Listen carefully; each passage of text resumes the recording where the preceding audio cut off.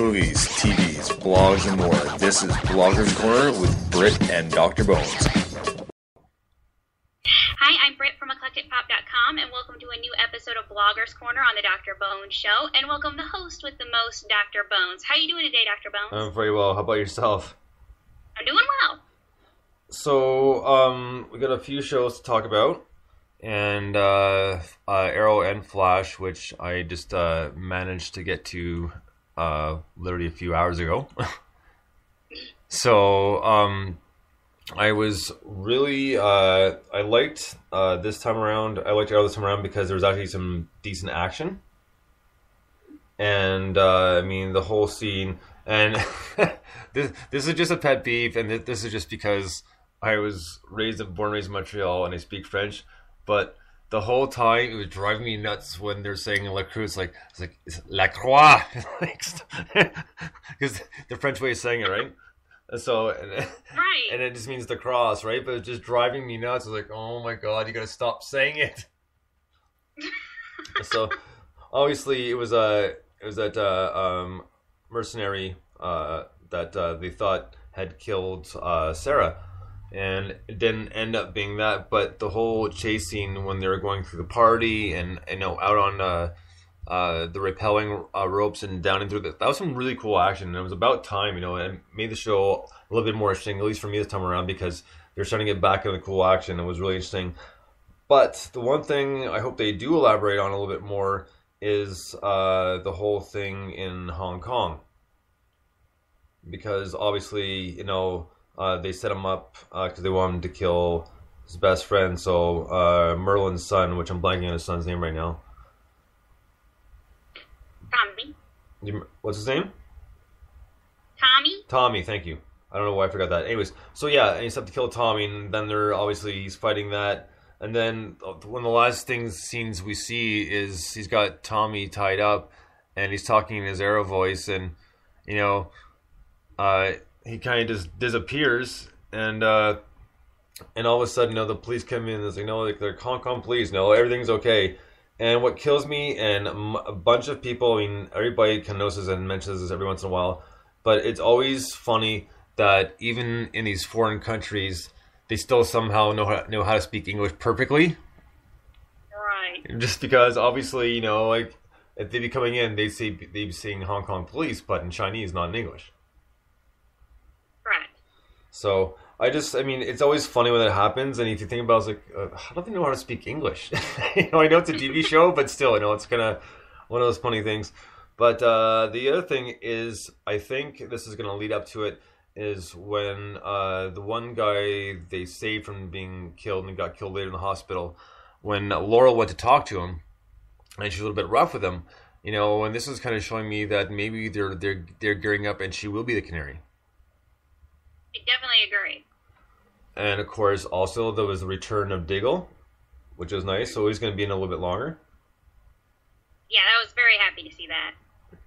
And there's one more thing, and and of course, the very, very end. I mean, we kind of had an idea what was going on. That all of a sudden, Thea's this warrior, and she calls Merlin Dad. It's like, oh boy, like. About 3 episodes ago, you detested the guy, you didn't want to go with him, and now all of a sudden you're calling him Dad, and you're just somehow this amazing fighter. Exactly. So, it actually was a lot better than last week's, for sure, a lot better than last week's. And like I said, I like the action this time around, and it's nice that they're bringing Thea back in, at least to show where she's been for the 5 months. Mm-hmm. And, I'm still enjoying Roy's character as well, and but the only thing that bothers me this time is the old paper flick with a note from Thea. Like, what do you know?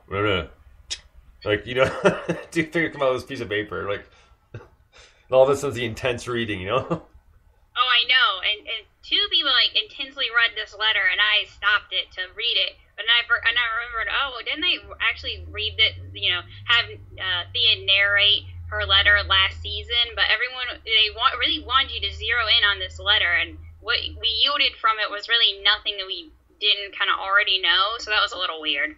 Yeah, I mean, I don't know. I think they just did that to kind of bring her back into the picture because, Gotcha. the whole show, like, Oliver's trying to call her, and of course, just getting voicemail, and then finally, no, Roy's like, oh, she's not coming back, you're not going to get a hold of her, blah, blah. And then, obviously, what's her name?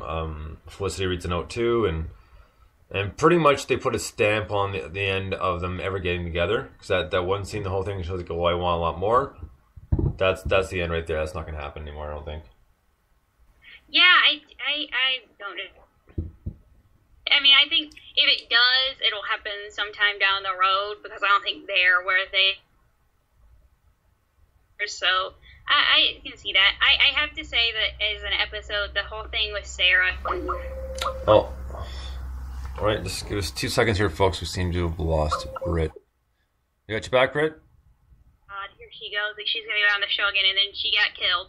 And then I thought, okay, well, now that's over. And I didn't get everyone's outrage over her demise. I mean, I understand it, but for me, I as a viewer never bought into her character. And Laurel, and I understand it's her sister completely. Felicity, she cried a lot about her, and I thought, this girl stepped into your territory, Felicity. Mm-hmm. She was not very nice. She was elbowing her way in. I just never really thought them as friends. And then Laurel being so forgiving of the countless betrayals that Sarah did and so sweetly and self-righteously never apologized for. I just don't. I was very indifferent about that character, and more than indifferent, didn't like her. So for me, that I didn't really care about them finding anything to do with her. The thing is too is, and then they go from no, you shouldn't tell your father. Oh, now you should tell him. Like that changed right. Because she want. Go ahead. I was saying, what's the big deal? Why do they have to keep that a secret? I know, because the father's got heart problems and blah, blah, blah. I guess they fear he might be too much for his heart to take or something like that. I'm going to assume. Yeah. I mean, it's possible, but yeah, it changes his mind rather quickly. All of a sudden, from like, you should tell him, like, yeah, you should tell him. Now, I don't know if they're trying to say it's because of that whole showdown where she could have killed Lacroix and she didn't because he told her not to. Like, no, killing him won't bring Sarah back. I know, she's dead. It's like, all right, having a few Skype issues here. Just one moment, so we can find out what's going on here. I'm gonna try giving her a quick call back here, so get her back in the horn and see what's going on. Got you back, Britt? Yeah, I'm back. Okay, so no, just having a few Skype issues here. So pretty much, I left off saying they're probably trying to relate to the whole showdown where Laurel didn't kill Lacroix because Errol's telling her this won't bring Sarah back, blah blah blah. Like, so, and that alone, plus them actually, focusing in on Lacroix's face, kind of leads me to believe he might be a character later on, or maybe for a few more episodes. I could definitely see that. I think he might just stick around. It's interesting to see another character kind of go toe to toe with the Arrow, both doing archery, and that provided more seeing kind of Arrow fighting someone with his same skills, right? And that did provide something a little more interesting to his rival of the week sort of thing. Well, even with the motorcycle, right? When he dumps the motorcycle, then rides it and fires the arrow, that was pretty cool. That was a really cool stunt. I totally agree with you. And I'm when they do the thing with the motorcycles, and for some reason, whenever they choreograph, this seems to be kind of a bigger thing now in the action genres, having these motorcycles and then them popping wheelies and kind of going around each other. Right. And I just saw that in a movie, so I was kind of like, I don't know if this is going to work, because that really, last time I saw it, wasn't that bad. Like, the guy's falling back because the guy's popping a wheelie on him. And so here it did actually work, and it worked, and it was pretty cool. Well, anyways, point being is I think Lacroix is going to be in a few more episodes. Yeah, I can definitely see that. But all in all, yeah, I thought it was like I said, I liked it a lot better this time. Like I said, the action was better, and it wasn't because last time around it was kind of boring. Even they went back to Hong Kong again, but they're kind of making it interesting. But at the same time, too, is I hope this ends quickly. I really do. I mean, just because I like you, I just don't want all the flashbacks all the time. I totally agree with you. It just completely jars the narrative to keep flashing back. We're not really learning anything. We know how it all shakes out. Like the whole time during the flashbacks, I thought, we know that Tommy did live, so there's very little tension. We're just trying to figure out how it happened. But I find it very repetitive, boring, and I'm ready to move on. I do not understand the fascination with the flashbacks, and the writers are purposely saying it's 5 years. They kind of had this whole idea that they were going to do two storylines, one with both going in a linear pattern, which is the past and the present. And I just feel like there's enough story in the present. We do not need to focus on the past anymore. Leave a little mystery about what's going on. But their plan seems to be to do it for the entire series. Yeah, I know, and I wish they would stop. Me too. And then so let's wrap it up for Arrow. But no, the Flash was a really good episode this time around too. Like, I mean, they're keeping it up so far. It was kind of nice to see a few more things come together.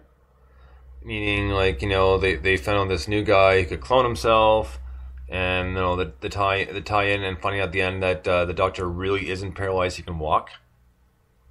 Yeah. And so I mean, a lot of stuff was interesting, and just now the fact he's kind of doing what he did in the comic books initially. He's almost like a neighborhood watch. Right. So save the people from the burning building, and that sort of thing, and then still doing his job, and you can see like how like it's helped his like. It's not necessarily X-ray vision, but it's really weird because remember when he showed up at that crime scene when they first found out about this guy who could clone himself, he said there's about 5 different prints, but they're all the same shoe size, and you see them like kind of the imprints like lighting up. Mm-hmm. So I thought that was pretty cool, and I'm still waiting though to find out what Eddie is, if he's like a metahuman.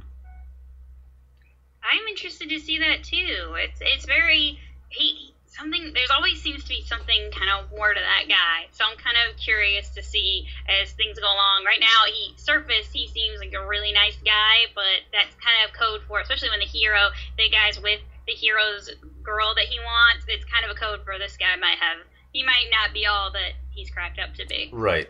And that was interesting too, where his friend she wants him to tell her what's going on, and then like he speeds up and pretty much tells her without having her tell her without her even knowing she was just told. Right, that was very cool. So like a good way of going about it, because like he's not gonna give it up to her. But the other thing is too is her father, the detective, they have a really good rapport, it seems like, just in general. So having him as a character is a good idea. I mean, it leads it opens things up to some good stories, or some good plot lines. Sorry. So having like not necessarily like not kind of like a partner, but not necessarily. I mean, I know it sounds weird, but you know what I'm talking about, what I'm getting at?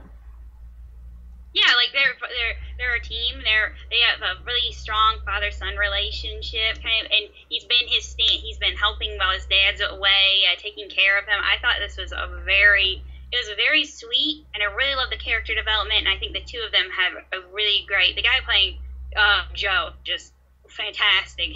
When they did the flashbacks and little Barry said that he hated him, it broke my heart. I was like, Barry, you're a jerk.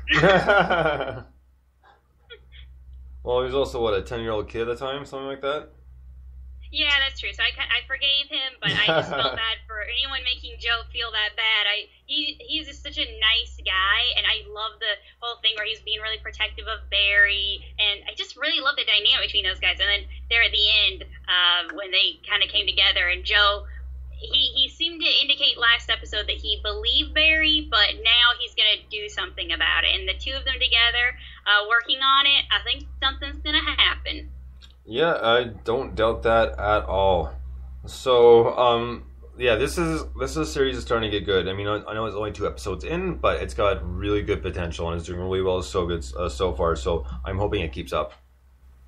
Yeah, me too. And I really like the effects. And it's really a show that I have a lot of fun watching. I know like you said, we're only 2 episodes in, but I'm already falling pretty hard for this show.